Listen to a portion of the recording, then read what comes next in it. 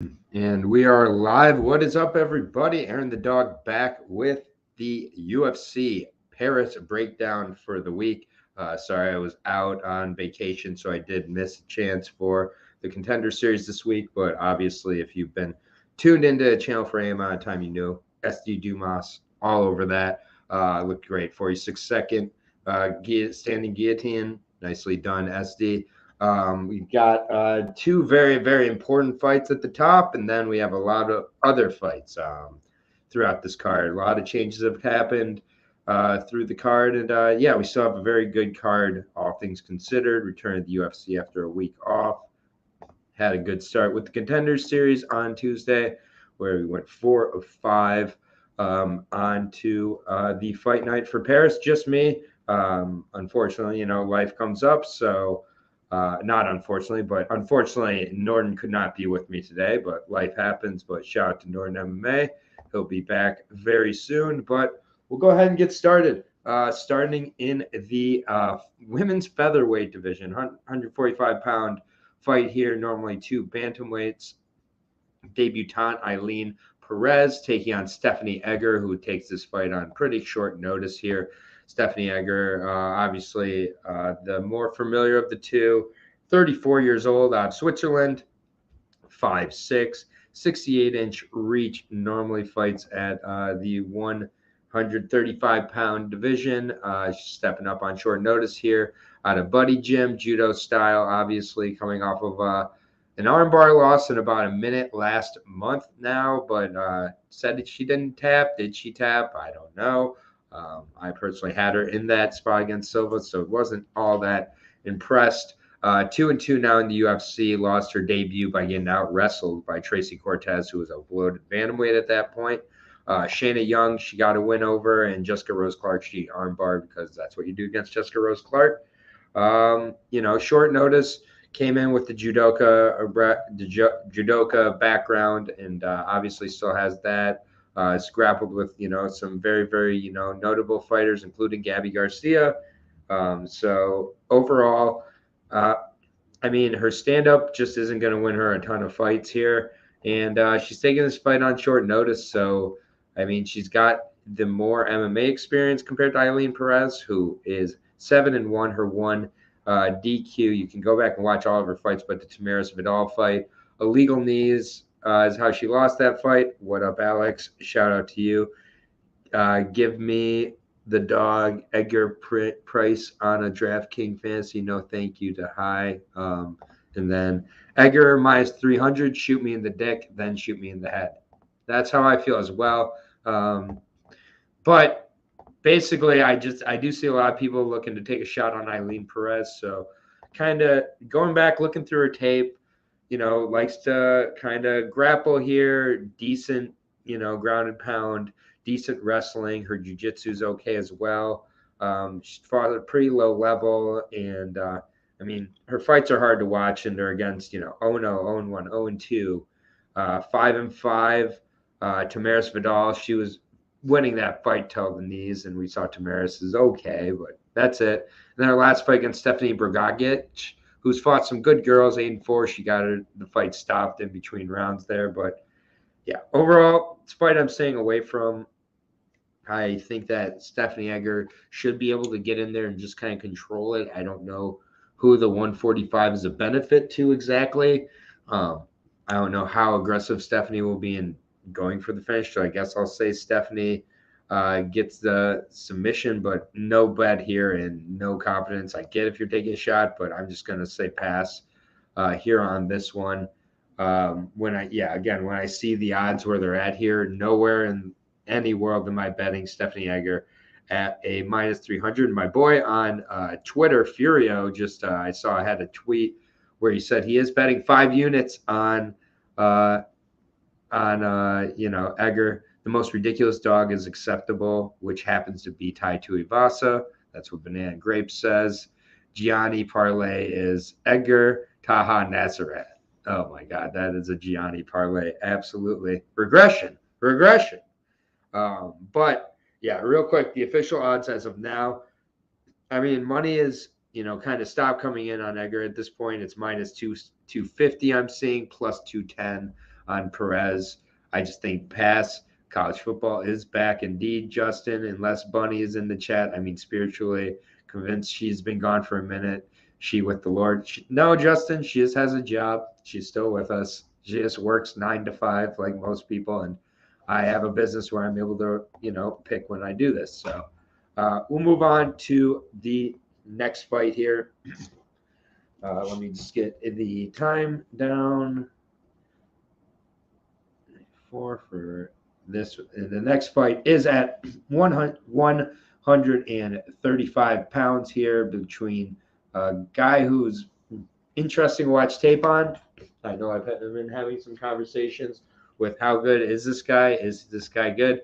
Khalid Taha out of Lebanon, now fighting out of Germany, taking on Christian Queiroz.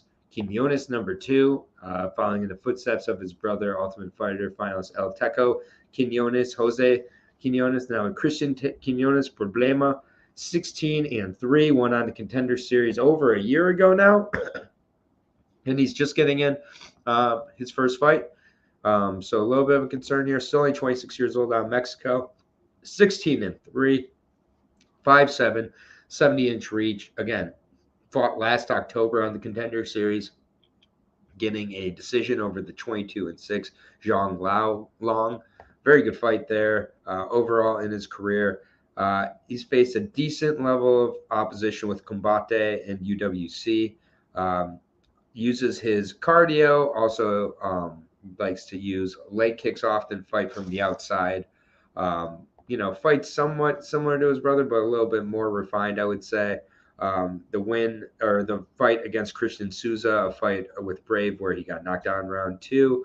Victor Hugo Madrigal got choked out in round 3. So a few finishes on his losses. He was also knocked out 4 fights into his career here. Typically goes to a decision, has some KOs on his record as well, likes to stay on the outside, as I say, implements a good leg kick, which I do think the cardio and the leg kicks are going to be key here against Taha. I think the first round is the absolute danger for Taha in this fight. Taha, 5'5", 69-inch reach, 29 years old still, out of Germany, Arena Dortmund, where he's training. Lost his last 2 to Heoni Barcelos. Heoni Barcelos, all about the leg kicks in that one. It really broke him down, and he just did not look great. The Bruno Silva fight was changed to a no contest because Bruno was on some sauce. And then also Sergey Morozov, his cardio looked horrendous in that fight. That fight was last July, so both guys coming off over a year layoff. He was scheduled to come back against Mario Batista in February, had to withdraw. Now he gets this fight against Christian Queiroz.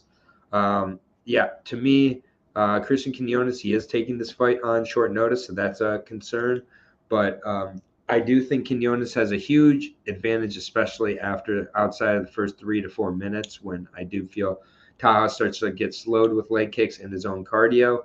But the first 4 or 5 minutes, Taha has an absolute puncher's chance here.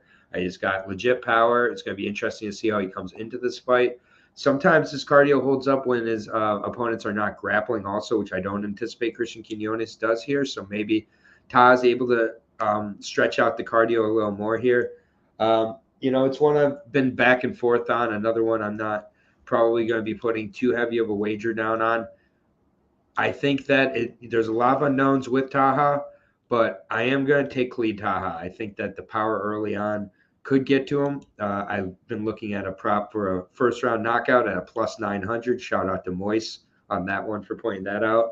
There's a lot of defensive lapses with Christian Queiroz. Legit power when he's on the gear, as Kelly says. Well, maybe decides to be. But there's a few defensive tendencies that Christian Queiroz I'm not crazy about. I also offensively am questioning a little bit if he's able to get Taha's respect. But I know Christian's got very good cardio. He gives a good pace and likes to fight on the outside. Those are good recipes to win as well against Taha. So I get why you would edge with Queiroz. I'm going to edge with Khalid Taha. I'm going to edge to the power gain there early. So Taha, slight favorite, minus 120. Money's been coming in on Queiroz, still the slight underdog at plus 100. I do get it. Queiroz taking this fight on short notice is a concern of mine as well. So I am going to take Taha. I'm going to take him to get the knockout. First round knockout prop, probably going to get a sprinkle at plus 900 from me. Next fight here is a grappler's delight. We go from, I think, a stand-up delight to a grappler's delight. So good match or good setup of the card here. Gabriel Miranda making his debut here against Benoit SaintDenis. Another chance for the Taha fight for sure. The split play is in effect for both guys. If you're thinking it's going to be close, it could get very greasy with these judges in France. They don't really know what they're seeing. So I do like the split on the side of Taha and Queiroz as well. I think they're pretty good numbers still at this point. But next fight, Grappler's Delight, another one that I like my side, but I can see how the dog could win. Benoit SaintDenis taking on Gabriel Miranda, 9-1 versus 16-5. Brazil versus France here, 26 versus 32. Miranda fly out of MMA Masters here, 16-5. And this guy has a way he wins fights, and it is the submission. 3 straight wins coming into this one, all 3 coming by submission. Although with Face to Danger, not an organization I'm rating too highly, but Brave CS, I rate a little more highly. Akhmed Magomedov, he lost by decision to, getting pretty grappled and not able to use his jiu-jitsu there. But other 2 fights got submissions, a guillotine in both. Fernando Noriega, 5-1 with Brave. John Zarate also got the finish there as well. You see, again, it is all submission finishes for him. He's going to have a lot of opportunities on the ground here against Benoit SaintDenis, who made his debut on short notice up a weight class against Lizu Zaleski dos Santos, one of my favorite guys in the UFC, honestly. After the first round, going to be all Frenchy is what Kelly's saying.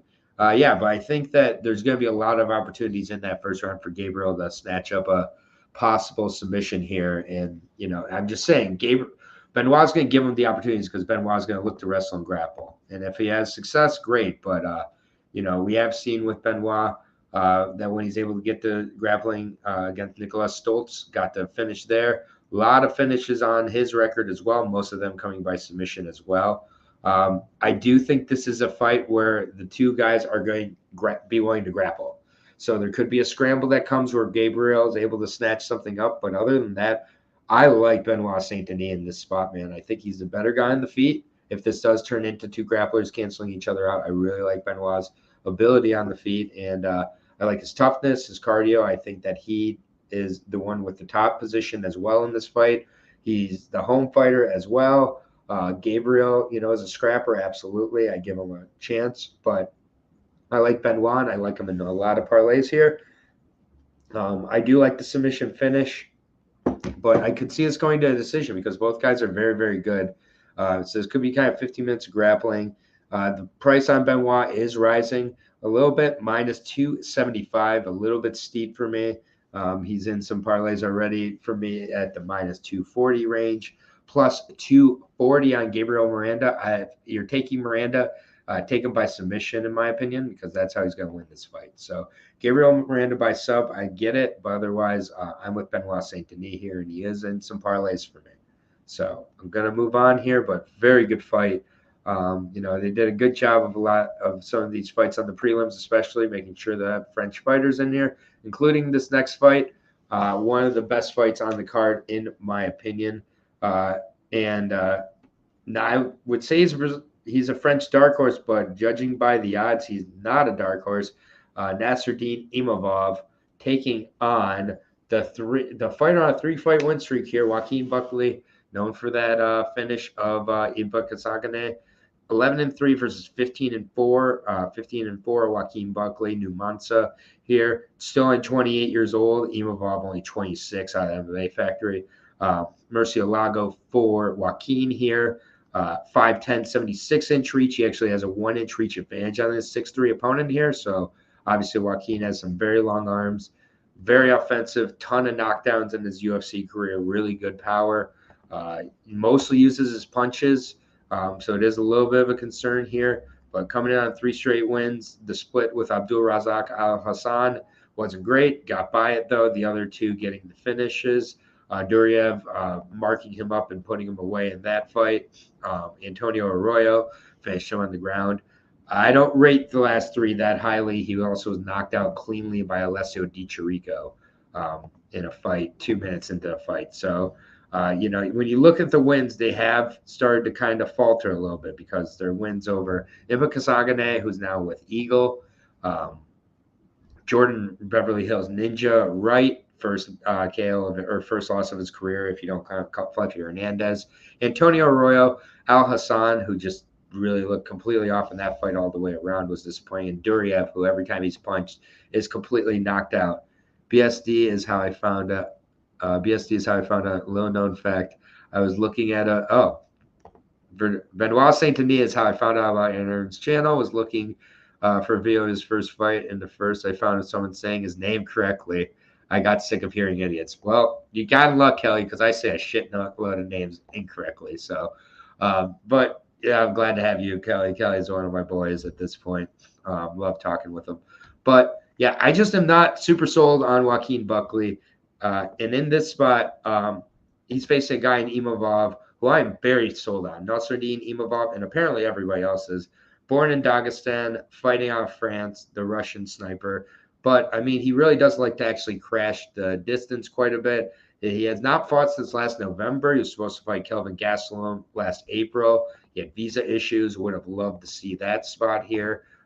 He gets another little middleweight instead here. And Alex making the carousels to represent the general of the army there, but the last 2 fights for Imavov in 2021, Ian Heinisch, Edmund Shabazian, he's looked so damn good. Keeps such a patient, good pace in that first round, downloads what he needs to in the second round, gets those finishes. I believe he won against Phil Hawes as well, but, it is what it is. Jordan Williams, just all the way around, he's looked very good in his UFC career, continues to look better and better. Fighting in France against a one-dimensional boxer, I think that he is able to use his wrestling, I think he's actually the one who looks to crowd the distance. I think Joaquin Buckley is the one who wants to kind of, fight a little bit at distance more. And, I think Nasruddin might be the one to crowd and clinch and use the wrestling. And eventually I think he gets this fight down. I think he gets it finished, and I'm actually going to go with the submission. I think that Imavov is smart, uses the wrestling and uses the jiu-jitsu, wears down Buckley, but Buckley's tough. He's no joke, man. This is a really good fight.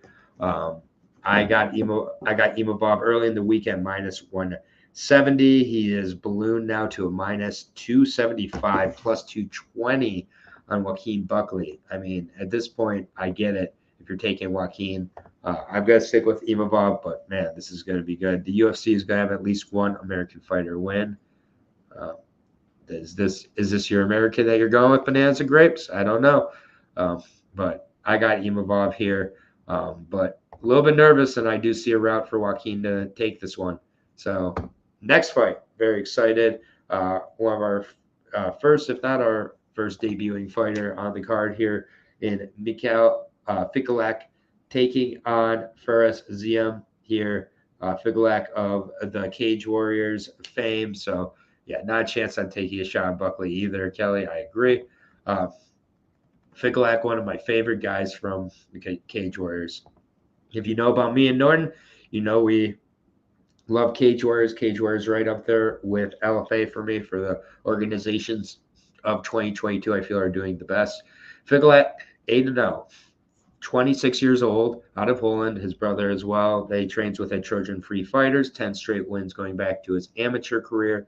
Had a good amateur run as well. Faced Jack Shore out there as well, where he got lost, but still, like to see that as well. But as a pro, really has been testing himself with Cage Warriors. Good finisher. And then as shown in his last 3, that he's able to put together the full 15, going against Kieran Lister, Stevie McIntosh, and Agi Sadari.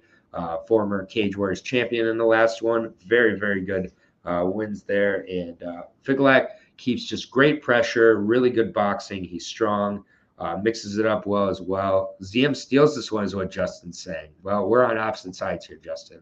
I really am loving Figalac coming into this one, but it is going to be on short notice. And, Ziem is a competent kickboxer, 12-4, should be 11-5 in my opinion. He's lost one, but he's really close to being on a three-fight losing streak in my opinion.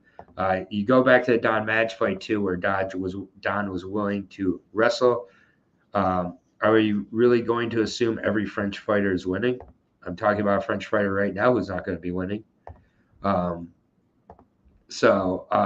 Don Madge mixed in the wrestling and grappling, showed how effective it was. Jamie Malarkey, I went back and I watched that fight. Jamie Malarkey won that fight 2-1 against Ziem. I'm not sure how they scored that. And Luigi Venturini poured it on Ziem in that third round. He is absolutely not impressive to me. I do not believe he should be here. Kelly, you say it best here. Ziem steals joys from the eyes watching him. He has nothing but a bum decision. Yep. And that's kind of how I see this too. I think Figalac is going to put the pressure on him, get him to the ground, and either ground and pound him or, do kind of what McKinney did and finish him, real quick with a submission. But I think Figalac mostly uses the boxing, pressures against the cage, mixes into wrestling, mix and repeat.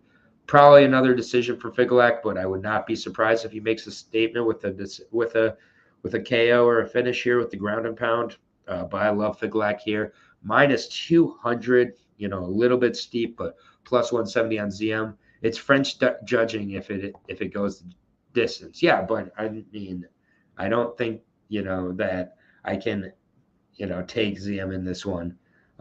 So if you want to go on that side, that's fine. I don't think it's going to be close enough to where the judging is going to play a factor. I think it's going to be a lot of Ziem on his back foot, with back to the cage, getting taken down and grappled. So honestly, I think Figalac rolls in this one, even against the French guy in France. So if you want to bet on the French judging, by all means, but I like Figalac. I got him in some parlays as well. I think he's UFC ready, and I look forward to that fight quite a bit for Figalac, not for Ziem. Next fight here, big fight for German regional MMA. They've been probably waiting for this fight for years and years and years. So if you have a German friend who's into the German, MMA scene, go talk to them about how long have you been waiting for Abus Magomedov and Dustin Stoltzfus to fight, because they've been kind of ranked around each other for quite a long time. They both fought on the German regional scene. Did you think Figalac edged Jack Shore? Honestly, it was very close, and it was amateur, and it was so long ago. I wasn't really scoring it. I thought it was competitive. But yeah, this fight, that's the little thing with Abus and Dustin. They're both of the German regional MMA scene. This guy's record is sketchy. Are you talking about Abus Magomedov? Because I agree. It's another guy with some questionable records here. Abus, what can I say? 24-4-1. Put it in parentheses. We'll kind of go through the record now here. He's 2 straight wins. Hasn't fought since December of 2020. He's been dealing with some visa issues. Dealt with a broken toe and many other things. You go back through the record, and a lot of wins in Outsiders Cup back in 2010, 2011 was Superior. GMC, he beat Jesse Ayare by strikes. So there's that. Lost to Andreas Stahl, got choked out by Rafael Mokes, 7-6 fighter. Lost to 12-2 Mikel Parlo back in 2015. And then he's gone on a run. Went over to PFL where he had a draw against Ghassan Umatolov. He unanimous decision, Sabadou Sai. He did break his toe. I saw it on his he's got a documentary. That fight between Abus and Taylor was that for $1 million. Yes, that was the $1 million fight. And Abus got knocked out in approximately 33 seconds. Knocked out clean, out cold for $1 million. Then Abus went back to EFC, got a win over a 0-0 opponent by Kimura.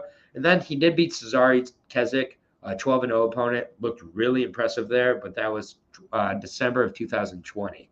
So not really sure what's been going on, man. He's supposed to fight Gerald Meerschaert last December.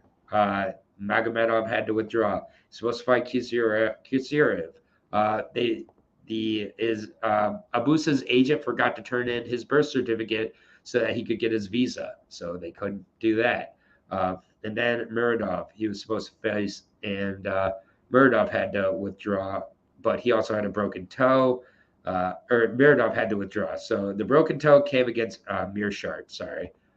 And then he had a visa issue against Kurzhev. Muradov was supposed to fight him. Now Dustin Stolfus fights him. And now he's making his UFC debut. He's fought a bunch of guys who haven't fought again. People, let's talk breeding. When you a fine type of breed, you real good. Talk about Spartans, too much breeding.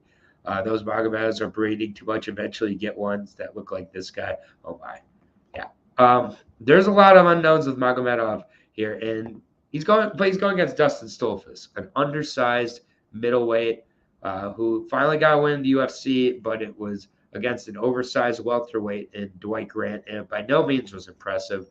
Before that, got choked out by Mearshart, got choked out by Vieira, and got pretty thoroughly dominated by Khalid. Stolfus coming into the UFC was expected to be a good grappler. He has some twisters on his decision. Has a knockout of Jonas Bilstein, which is a very solid win. He slammed Joseph Pfeiffer to break his arm to win. It's tough here. I mean, Abus and Dustin are very familiar with each other. I think this is going to be a very good fight. It will be interesting to see how Abus comes back from the time off, from the injuries, from all of which he looks to be in good shape. Training with guys like Gleison Tebow and others I'm seeing getting ready for this. Good wrestler, good stand-up, well-rounded overall. Pfeiffer's about to kill Akhmedov next in 2 weeks, bro. So let's get on the Pfeiffer trade. But I mean, Dustin Stolfus just has not impressed me at all. So I can't side with him. I'll side with Abus. But honestly, both sides sketch me out here. No way am I betting on minus 275 in Abus here. But at the same point, I can't, really advise anybody to bet, Dustin Stolfus at plus 220. But yeah, I'll get Abus here. I'll take Abus to get the finish by KO most likely. But the submission for Stolfus, I would say, is his most likely route to victory if he were to win. So, all right, moving on here to the next fight, and we are to the main card here. This is a fight I know I've talked a lot with Kelly and some others about. Really, really good fight to kick it off here. Charles Jourdain taking on Nathaniel, the prospect, Wood. And he's 30 years old, but still the prospect. Wood, Stolfus representing U.S. should be representing Germany. He just wants to belong. But this fight, Charles Jourdain versus Nathaniel Wood, good fight here. I think could be a very competitive one for me. Nathaniel Wood has to show me a little more at how he's going to look at featherweight before I feel too confident in it. But 18-5 coming off a win in his featherweight debut against Charles Rosa. 30-27, 30-27, 30-26. It is Charles Rosa, though. For that, lost to Kenny, beat John Castaneda, got starched by John Dodson. Hard to ignore that. And then beat Jose Alberto Quinones. Obviously talked about Christian Quinones earlier. The Andre Ewell fight, I think, is a pretty relevant fight to this one as well. Andre Ewell, a very big 135er, and Nathaniel Wood really was able to use his wrestling, get in on the legs, and take down the much bigger opponent. I think that's a big key in this one is how Charles Jourdain handles that wrestling. But, I think that it's a very competitive fight. Nathaniel Wood, one of my favorite guys, all action, good boxing, but doesn't really mix it up enough. And I think that will be a problem here against a much bigger natural 145er and Charles Jourdain. Jourdain, 13-5, coming off of a majority decision loss to Shane Burgos. Do you think either guy gets finished in the first round or unlikely? For which fight, bananas and grapes? For this one, I think that this one's going the full 15, to be honest. Jourdain going to beat that Wood real hard. Okay, Justin. But Jourdain also has a win over Ewell, went to full decision, but obviously had the sparring kick at the end of that. Ewell fight was really pouring on. Ewell put up good pace on Looked great in the Lando Venata fight, got the quick guillotine finish there. I love the overall game of Charles Jourdain here. I think he's faced a much better level of competition. But he is a slow starter. Nathaniel Wood can get out to a good lead here. And I agree Shane Burgos lost that fight. But it's all about, can Wood sustain the grappling and the wrestling top pressure against a guy like Jourdain? Because I think on the feet, he's going to have a lot of trouble against Jourdain. Jourdain's variety of movement, variety of strikes, his overall size. I think Jourdain is what gives Nathaniel Wood some pause at the overall featherweight division here. I think for Wood to get this done, he's got to have that wrestling working for at least 10 of the minutes. But yeah, I don't think anybody gets finished in Jourdain Wood round 1, though. If there was a finish in round 1, I guess I would edge towards it being Wood, just coming out and catching Jourdain, although Jourdain had a first-round finish 2 fights ago. Jourdain does tend to start a little slow. Look at the Rojo fight and others. Jourdain has momentum. Anytime a fighter gets robbed, I assume they win the next fight. Sometimes it works that way, but definitely in this matchup, I like Charles Jourdain a lot. I think that him being the natural featherweight's huge. I think his takedown defense is really good.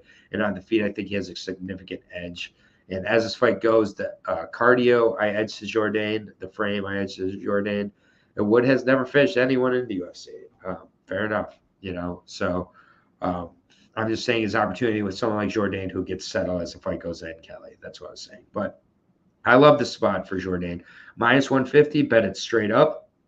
And call it a day. You got Wood at plus 130. I would expect the line to get a little more towards Jourdain. Wood's moved up a fight ago. The rest of his career, he's been at 135, 23 fights until his last fight, where he moved up and he looked good in all fairness, but we'll see how he looks against a much more natural featherweight in Jourdain. So give me Jourdain, minus 150, one of my favorite single bets on the card, and one of my favorite favorites on the card. I expect this fight to be fantastic, though. It's a really good one. Very excited to see how it goes here. Moving on to the next fight. I wish I could play it, that Star Wars, little clip of if it's a trap, because that's what this fight feels like to me.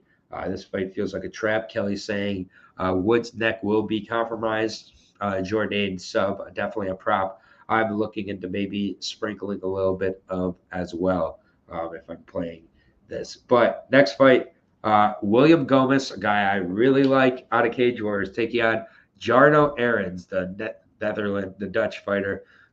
I think Wood's not aggressive. Wood too soft. Justin's just going to go with all the boner puns here. This one's a pass for me, Gomez and Arons. Banana and grapes, you're a smart man. I'm just going to leave this up for this whole breakdown because this fight, I'm sitting back and watching, guys. This feels like a trap to me. I like both these guys, honestly. William Jaguar Gomez, really, really good measured guy. Cousin of William Babane, who's been on a little bit of a run with Cage Warriors as of late, and I've picked a few times. 25 years old, 6 foot 74-inch reach, really good big featherweight here. Taking on another big featherweight, the 5'11" Dutch kickboxer and judo fighter, Jarno Arons. 13-3-1 is Jarno Arons, making this fight on short notice here. Both these guys are actually. Coming off a win with Brave against the 7-2 Alistar Abudalev. Really entertaining, looked really good in that fight. Overall, just a fun fighter, had a beautiful head and arm judo throw in that fight, and then has a kickboxing fight outside. Yeah. Arons, that was actually an MMA fight outside. Arons had an MMA fight outside, and that's the problem. By the way, you can go watch that MMA fight in the grass outside. It was against his opponent, who was 5-3 at the time, Arthur Grass, ironically, is, I believe, who he fought on the grass. And you can go back and watch that. It is with Heroic Battle on YouTube. And no joke, he's fighting on the grass. He fights and stands very, very long and wide, but doesn't really use his kicks. Mostly uses his punches, uses good pressure here, good judo fighter as well. So for me, William Gomez, he's very technical, but kind of lacks that dog. I think if anything, Jarno has a little more of a dog in him. William coming off a win against an 11-5 Jose Marcos with ground and pound in the third round. Really likes to go to that trip takedown. He saw kickboxing one too. Okay, so he's fought in the grass a couple times, Jarno has. So William Gomez here. I think the fight this is going to look the most like is the Tobias Harila fight from Cage Warriors, which in that fight, Tobias Harila could have really won that fight if he would have just thrown. But all Tobias Harila was doing was moving forward but not adding any volume. So William Gomez was able to kind of fight him off. But William Gomez has kind of okay strikes. I think he leaves a lot of, spots open for him to be countered. Uses his strikes to get into the clinch and the trip takedowns. If Jarno's takedown defense is there, I think Jarno starts to really walk him down and work him in the pressure here. I've, really been looking forward to William Gomez, but I don't like the spot for him, to be honest. He was looking for a fight with Renan Barão back in, June of this year. So it's like that kind of lets you know where he was at. Then he ended up getting this Jose Marcos guy who he put away. It took him to a third round. For me, I'm taking a shot on Jarno here, but William is being set up in this fight to work and look good, but I'm not taking a shot on it. Minus 215, not a chance. And I like William Gomez. I just think often he gets a little bit stuck when he's in there with a fighter who pressures. And if Jarno fights a similar game plan to Tobias Harila's fight, which again is the fight I suggest you go back and watch because I do think this is the fight most similar in the matchup. If Harila would have thrown in that fight, I think Harila has a good chance of winning. And I think Jarno, if he can throw and kind of overwhelm with the pressure and the volume a little bit, William Gomez does freeze a little bit. So I would edge ever so slightly towards the dog in Jarno here. No way I'm betting at plus 185. I'm leaving it alone. As Kelly says, it stinks. So next fight here. Looking forward to it again. It's funny. These guys are at 155. Both guys much, much shorter, though, than the two guys at 145 here. This fight is between a guy who I love and John McDessie, coming off of a split decision win against Bahamondes. That was a unanimous decision. I don't know who had that for Bahamondes. I picked McDessie coming into that fight, and McDessie looked really good. He's coming off an injury. He's had a few more injuries since then. What else is new? Taking on Nasrat Haqparast here, who is 13-5, 27 years old. So 27 versus 37. Both guys have spent time at TriStar. John McDessie's been a little bit all over the place at this point. Coming off over a year-long layoff last April against Bahamondes, so about 18 months ago. Was supposed to face Nasrat in February. There was injuries to both guys. And both guys kind of teed it back up, and they're fighting again here in September finally. But overall, John McDessie, very good Taekwondo fighter. The 3 wins before the loss to he's 4 of his last 5 wins coming over Abel Trujillo and Ross Pearson. Okay, not great. Jesus Pineda. I know it's not going to get a lot of love. But, yeah, in this fight, it's supposed to happen like 4 times. And then, I don't know why they want this fight to happen so much. But Jesus Pinedo is a very good win. Since that win over loss to McDessie, Pinedo's won 3 straight. He also won a fight before that fight with McDessie. So kind of a sneaky win there for McDessie. Likes to come in and really play that spoiler. Obviously, the wheel kick fight against Lando Venata people will talk about, but it was 2 minutes into the fight. Yeah, he lost badly, but still. I think McDessie is constantly underrated and underappreciated, and Haqparast to me is a little bit overappreciated, overrated. 13-5 now is Haqparast. Lost his last 2 to Dan Hooker and Bobby Green. Obviously, a very high level of competition, but the wins coming against Rafa Garcia on very short notice. Got lucky to get out of that Arman Tsarukyan fight, and Alex Munoz and Joaquin Silva in a fight that was pretty close till it wasn't. I mean, I don't know. Haqparast likes to really get in the pocket, throw his hooks, but doesn't have a lot of variety to his shots. I think leaves a lot of openings to get hit himself. It doesn't really mix it up enough for my liking. I do think that this is a very, very close fight, but I think that it's a type of fight that McDessie really strives in. For one, McDessie coming off a lot of injuries. So is Haqparast also coming off some injuries. I believe, to his hands. But McDessie, when he does fight, he's ready to fight. He has no problem coming out and, pulling out of a fight. So when he's ready to fight, I don't take into account the injuries as much. Coming into Bob Monday's fight, he claimed to have injuries, sticking around for that one. I think he's a wily vet. I think he's really knows how to use the aggressiveness of Perez against him. I think it's going to be a close fight.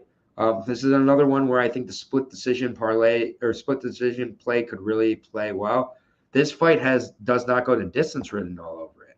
Interesting. I kind of think a little bit differently here, Banana Grapes. I think this is the type that is, kind of possible for the split play. I have considered playing the split on both ends here because I think both guys have good enough defense to stay out of the other's, power. But at the same point, I think that Perez doesn't, maybe have the ability to mix it up here and thinks that he can get away on the feet. And I think Makdessi is the better technical fighter on the feet, slows it down when he needs to, and controls the distance here, uses the leg kicks, uses the body here, and Makdessi takes a split decision for me. I like John Makdessi in this spot. I do think this line is way off as well. I think they both want to kill each other. Yeah, fair enough, man. But sometimes in those spots where both guys want to kill each other, you get the Joaquin Buckley Al Hassan type of fight where it goes to decision. A lot of times the guys who want to kill each other end up going to the decision. So I'm not going to take that into account, but fair enough if that's your play here. I might edge towards the split play here, and I'm going to play Makdessi straight up at plus 195. I love it. Hopefully, I can get to a plus 200. Minus 230 on Perez, coming off 2 straight losses, coming off a lot of turbulence over the last year. I don't like it at all. Give me John Makdessi here. One of my favorite dogs on the card, personally. Yeah, and just yeah. Okay. Kelly, I can't say that. I'm not going to say that out loud, but you're not wrong about that. Shout out to Clint. But next fight here, what a fraud. Next fight here, third from the top. The other middleweight fight on the main card. Alessio Di Chirico taking on Roman Kopylov here. This fight, I'm not going to spend a lot of time on, guys.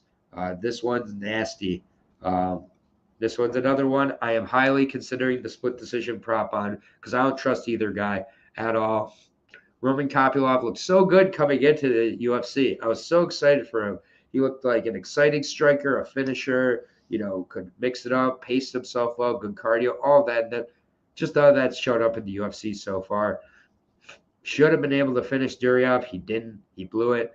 Di Chirico is 4-6 in the UFC. He's got a knockout of Joaquin Buckley and then a bunch of other scrub decisions. This is just the type of fight where a lot of people are going to be on Alessio Di Chirico, just out of familiarity. Not for me, but when you see the line, it's a straight pickup, minus 110 each side. I'm not picking anything. Play the split on both sides. That's what the line is telling me to do. Otherwise, I don't know why this is on the main card. I don't know why this is in the UFC. Yuck. Next fight, the co-main event.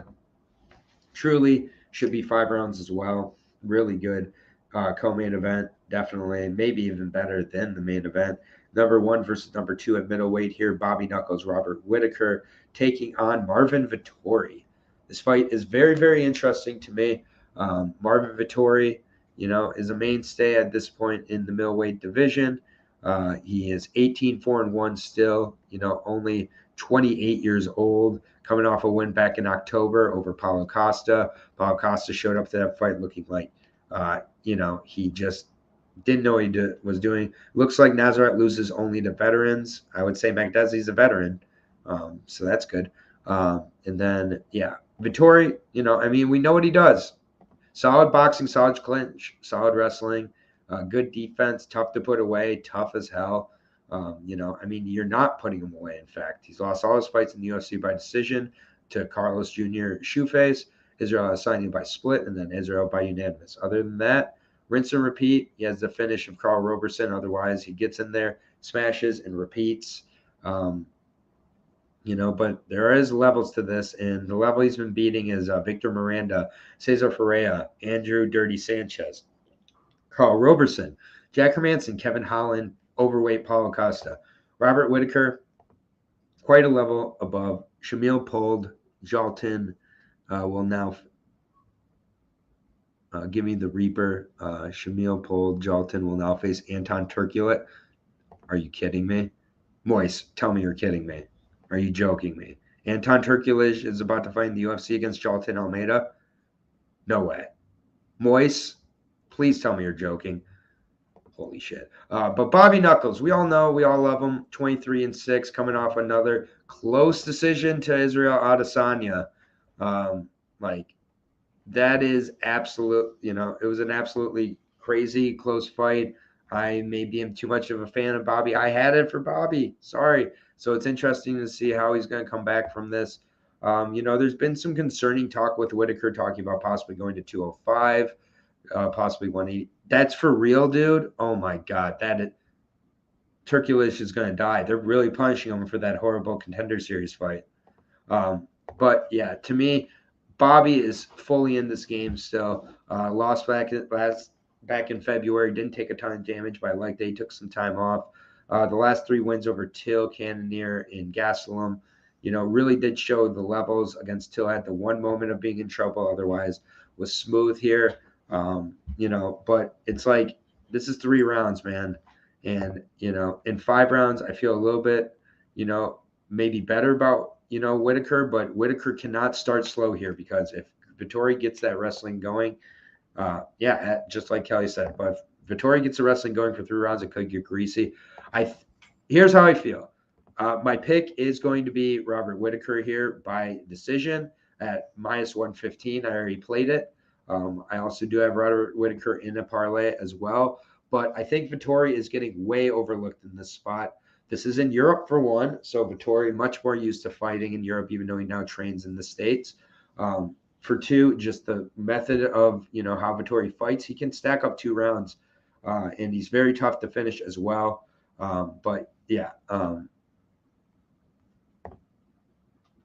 Okay, yeah, this is my parlay as well. Bobby and Benoit SaintDenis at even money. Seems like a good one for me as well. -115 for the decision as well for Whittaker, but Vettori's being overlooked, and I just think that, for me, I get if you're signed with Vettori, if you're taking a shot at Vettori, the Vettori KO, I think is an interesting little long shot parlay. I might play as well along with the decision for Whittaker, but I do think Whittaker is just a class above Vettori, and Vettori's kind of shown he does lose to that upper echelon, but Vettori is not to be overlooked at all. Still at 28 years old, the idea he's still getting better is realistic. -210 for Whittaker, +180 for Vettori. Great fight, great matchmaking. Really looking forward to seeing that one. On to the main event here. I mean, I get it. Ty's earned this spot, here, but I mean, you want to talk about trying to reset or, reset up Mr. Cyril Gane as, a force in the heavyweight division. I think we're getting that in this fight. Guys, I'm sorry. I am not sold on the Shoey. I'm not sold on Tai Tuivasa at all.